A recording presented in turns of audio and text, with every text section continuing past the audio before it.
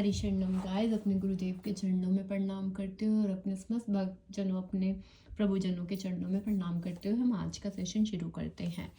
हम OCD rituals को दूर करने का प्रयास कर रहे हैं और अभी तक जो हमने पढ़ा है हम उसको ओवरव्यू करते हैं। फर्स्ट, सारे जीव परमपिता परमात्मा के अंश हैं, इसलिए हमें किसी से घृणा करने की ज़रूरत नहीं है। हम सभी अपने कर्मों के फलस्वरूप सुख या दुख भोग रहे हैं, कोई किसी के थॉट्स के कारण सुख या दुख नहीं भोग रहा। हमें जो थॉट्स आते हैं वो प्रकृति के कारण आते हैं। प्रकृति 3 गुणों से बनी है, सतगुण, रजगुण और तमोगुण। हम इन गुणों से अलग हैं, ठीक है। परम पिता परमात्मा प्रत्येक जीव के हृदय में वास करते हैं, इसलिए उनको हर इंसान की मानसिक गतिशीलता के बारे में पता है। हम अपने आप को शरीर या मन मानते हैं, इसीलिए हम ओसीडी के में फंसे हुए हैं। क्यों? क्योंकि हम अपने आप को शरीर या मन मानते हैं और मन के अकॉर्डिंग करने पर हम रिचुअल्स करते हैं। तो इस हम मन नहीं हैं, हम ये शरीर नहीं है। फिर हमने हरि से प्रार्थना की, हरि मैं आपसे प्रॉमिस करती हूँ कि मैं अपने वचन के अनुसार कार्य करूँगी, आप मुझे आज्ञा दीजिए। तो हरि ने क्या बोला कि ठीक है, तो तुम युद्ध करो, अपना कर्म करते हुए अगर आप गृहस्थी में हो, किसी भी ड्यूटी में हो, आप अपने कर्म करो और साथ में युद्ध करो। युद्ध क्या है? थॉट्स आएंगे कुल्ला करने का या किसी भी चीज़ का, उसको इग्नोर करो, ठीक है। आपको थॉट्स को नहीं देखना। किसी को रिलीजियस ओसीडी होती है तो हमने उसमें ये समझा कि सारी शक्ति विष्णु शक्ति हैं, ठीक है। सब परमात्मा एक ही हैं, सारी शक्तियाँ विष्णु शक्ति हैं, है ना। परमपिता परमात्मा के रूप अलग अलग हैं, ठीक है। उनकी शक्तियाँ बहुरूपनीय है, मतलब बहुत रूपों में हैं।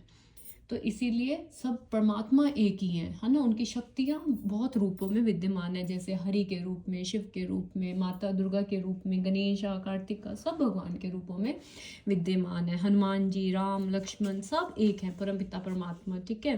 संतोषी, लक्ष्मी माँ, दुर्गा, काली माँ, ये सब भगवान एक हैं। तो हमें वो नहीं होना कि हमने किसी एक का करा, किसी एक का नहीं किया, नहीं, सब एक है, ठीक है। उनकी शक्तियाँ ही हैं सब। तो हमने हरि से प्रॉमिस किया कि हरि हम आपके शरणागत हैं, तो हम युद्ध करेंगे, ठीक है। उसके बाद हमने पढ़ा कि जो हरि के शरणागत हो जाता है ना, अब वो रिचुअल्स नहीं कर रहा तो वो उसके लिए विचारणीय नहीं होता कि किसी के लिए अच्छा होगा या बुरा होगा, नहीं, अब वो हरि के लिए विचारणीय है। क्यों है? क्योंकि हमने तो हरि की शरण ग्रहण कर ली। फिर हरि ने बोला कि तुम पल भर की खुशी नहीं ढूंढोगे। पल भर की खुशी हमें किस में होती है? पल भर की खुशी हमें रिचुअल्स करने में होती है। तो हरि ने हमें साफ साफ बोल दिया कि आप पल भर की खुशी को नहीं देखोगे, रिचुअल्स नहीं करोगे, ठीक है। और तुम्हें जो ये अज्ञान के कारण, मतलब अज्ञान क्या है कि हम अपने आप को मन मान रहे हैं, हम इन थॉट से डर रहे हैं, हम ये सोचते हैं कि थॉट से किसी का कुछ अच्छा या बुरा होता है या थॉट्स का होता है, नहीं। जब तक हम अपने मुंह से, अपने हाथों से कोई क्रिया नहीं कर रहे, किसी का कुछ नहीं होता है। तो ये जो हमारा ज्ञान है ना, इस अज्ञान को ज्ञान रूपी तलवार से काटो। और ज्ञान रूपी तलवार हमारी भगवद गीता है। भगवद गीता के ज्ञान को हमें लेना है कि हम मन नहीं है, ठीक है। हम मन नहीं है, हमें अपने कर्तव्यों का पालन करना है, पल भर की प्रसन्नता हमें नहीं लेनी है, ठीक है। फिर हरि ने हमें बोला कि इंद्रियों के वेग को सहो। इंद्रियों का वेग क्या है? वही युद्ध। युद्ध इन द सेंस कि जब आप रिचुअल्स नहीं करोगे तो आपको व्यथा होगी, वेग उठेगा आपका, मनोवेग, तो आपको उसको बियर करना है। उसके बाद हमें बताया गया कि इंद्रिय विषयों के अगर हम ना अपने मन की ही सहायता से अपना उद्धार कर सकते हैं, या ठीक है, या तो हम मन को अपना शत्रु बना लें या मित्र। अब हमें अपना मन, अभी हमें ये थॉट्स देता है तो हमने इसको अपना शत्रु माना हुआ, बट ये अपना कार्य कर रहा है, ये हमारा शत्रु नहीं है, ये हमारा मित्र है। हमें इसे और मित्र बनाना है, ठीक है। हमें अपने मन की सहायता से अपना उद्धार करना है गाइस, ठीक है। अगर हम बार बार इंद्रिय विषयों में व्यस्त रहेंगे, मतलब रिचुअल्स करते रहेंगे तो हम इसी बंधन में फंसते रहेंगे, ओसीडी में। विषयों से विरत मन मोक्ष का कारण है। अगर हम ओसीडी रिचुअल से विरक्त होंगे, मतलब कि रिचुअल्स अगर हम नहीं कर रहे हैं, तो यही हमारे फ्रीडम का मेन कारण है। हम इसी की वजह से फ्रीडम होंगे। तो हमें भगवान की आज्ञा का पालन करना है।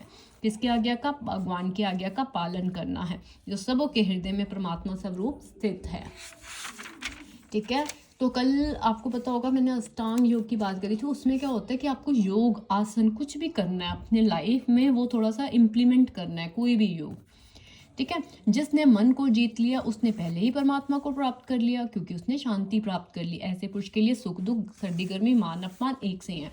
हमने एक चीज़ और पढ़ी थी कि जो क्या कहते हैं, भगवान के शरणागत होते हैं, उसको ये आकांक्षा नहीं होती कि यार उसे अच्छे थॉट्स हैं, और उसे ये बुरा भी नहीं लगता यार मुझे गंदा थॉट्स क्यों आ गए, नहीं, क्योंकि वो तो हरि के शरणागत है। वो, उसको पता है कि जो हो रहा है ना, हरि को सब पता है, ठीक है। हरि की मर्जी से हो रहा है, ठीक है।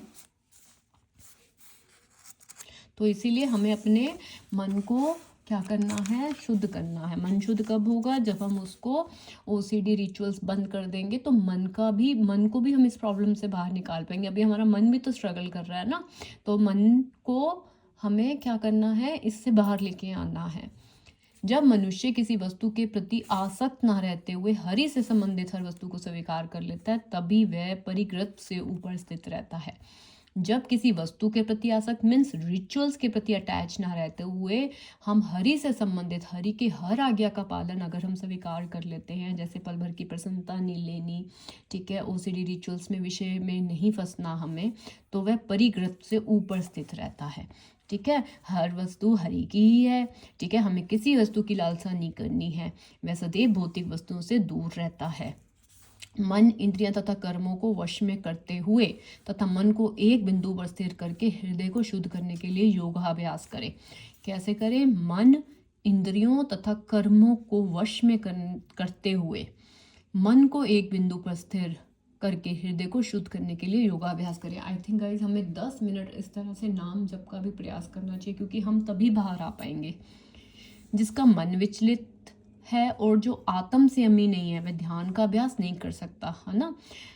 कलियुग है ये, ठीक है, कलियुग में तो समस्त चिंताओं से व्यग्र रहता है, ये कलयुग ही है। ठीक है, भगवान के पवित्र नाम का कीर्तन ही है इस कलयुग में नाम। कलह और दम के इस युग में मोक्ष का एकमात्र साधन भगवान के पवित्र नाम का कीर्तन करना है। कोई दूसरा मार्ग नहीं, कोई दूसरा मार्ग नहीं, कोई दूसरा मार्ग नहीं है। ये कलयुग है और इसके अंदर एकमात्र साधन क्या है भगवान की प्राप्ति का, सिर्फ नाम भगवान का। ठीक है, अंतर्यामी विष्णु मूर्ति प्रत्येक व्यक्ति के हृदय में निवास करने वाले हरि का स्वांश रूप है। देखो एक दूसरे के रूप है ना सब। हरि ही हमारे जीवन का लक्ष्य है। मन को संयमित करने का अभ्यास करना है हमें। ठीक है, सभी प्रकार की इंद्रिय तृप्ति है, हमें इंद्रिय तृप्ति से बचना है, मन को सेटिस्फाइड नहीं करना हमें। ठीक है, हरि भावनावृत हुए बिना मनुष्य निर्भय नहीं हो सकता। अब हम अपने हरि पे शरणागत, अब हमें कोई डरने की जरूरत नहीं। हमारी लाइफ में हमारे साथ जो होगा वो हरि की मर्जी से ही होगा। ठीक है, शरीर मन कर्म में निरंतर संयम का अभ्यास करते हुए संयमित मन वाले योगी को इस भौतिक अस्तित्व की समाप्ति पर भगवत धाम की प्राप्ति होती है। ठीक है, भगवान सदैव अपने धाम में निवास करते हैं, जिसे गोलोक कहते हैं। सर्वव्यापी ब्रह्मा तथा अंतर्यामी परमात्मा है। मन सदैव हरि के कार्यक्रमों में तल्लीन रहता है। केवल भगवान हरि को जानने पर जन्म तथा मृत्यु के पद को जीता जा सकता है। ठीक है, हमें गाइस थोड़ा सा योगाभ्यास करना पड़ेगा। ठीक है, ओके, आगे हम पढ़ते हैं कि जब योगी योगाभ्यास द्वारा अपने मानसिक क्रियाकलापों, क्योंकि योग से ही हम रिचुअल्स को वश में कर पाएंगे, बहुत हेल्प होगी हमें। ठीक है, तब हम अपने मन को क्या कर पाएंगे, अनुशासित। हमें कोशिश करनी है कि अब हम अपने, जैसे हम गुणगान करें प्रभु का, अपने कानों से सुने। ठीक है, अच्छी अच्छी सुगंध लें, जैसे धूप की, फूलों की। अपने मतलब प्रसाद हम प्रभु का ग्रहण करें, अपनी जीवा को भगवान के चरण अपनी जीभ को भगवान के चरण कमलों पर चढ़ाए गए तुलसी पत्रों का स्वाद लें। ठीक है, पाँवों को तीर्थ यात्रा करने तथा भगवान के मंदिर तक जाने, सिर को भगवान को प्रणाम करने। मतलब इस तरह से ये है कि हम अपनी इंद्रियों को हरि में ही करें। ठीक है, क्योंकि हरि में ही मन स्थिर हो पाएगा, तभी मन को हम कंट्रोल में कर सकते हैं। अदरवाइज हमारा मन विचलित ही रहता है। ठीक है, मन रूपी मलिन तभी हमारा खत्म होगा। मनुष्य को चाहिए कि संकल्प तथा श्रद्धा के साथ योगाभ्यास में लगे। संकल्प और विश्वास से कि हाँ मेरी ओसीडी से खत्म होगी, एक संकल्प करे। ठीक है, पद से विचलित ना हो, अपने पद से विचलित ना हो। थोड़ा सा मेडिटेशन हमें शुरू करना पड़ेगा गाइस। उसे चाहिए कि मनोधर्म से, मतलब कि जो मनोवेग है, मन का धर्म है, अपना ही रचा हुआ, उससे उत्पन्न समस्त इच्छाओं को निर्वाद रूप से त्याग दे। देखो यार, उसे हमें भगवत गीता कितना सोल्यूशन दे दिया है गाइस। इस लाइन को पढ़ो। उसे चाहिए कि मनोधर्म, मतलब जो मन पैदा कर रहा है, मन का अपना ही धर्म है भाई, मनोधर्म से उत्पन्न समस्त इच्छाओं, मतलब ओसीडी रिचुअल्स, उसका त्याग दो। ठीक है, इस प्रकार मन के द्वारा सभी ओर से इंद्रियों को वश में करें। ठीक है, हमें दृढ़ संकल्प लेना ही लेना है। Thank you guys.